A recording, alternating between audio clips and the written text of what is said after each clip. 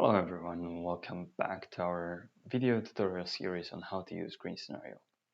In this episode, we're looking at the scenarios component, which can be found here on the ribbon.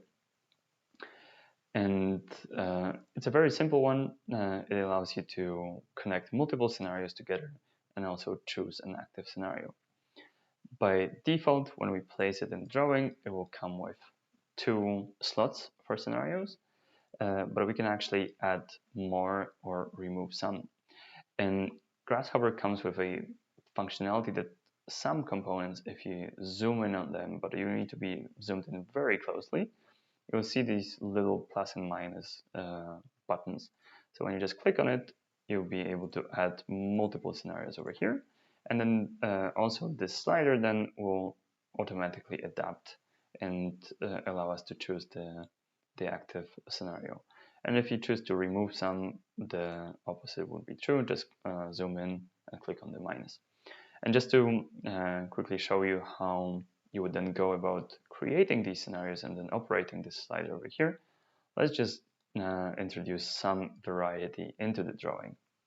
So what I'll do is I'll just copy over the entire setup that we have over here and then connect this as scenario 2.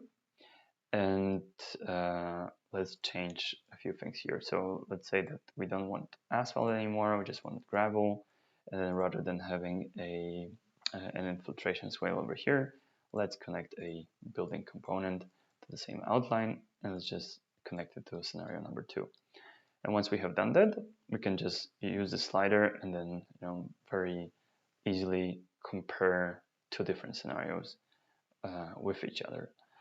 And here I'm reusing the same curves, but nothing stops me from, for example, saying that in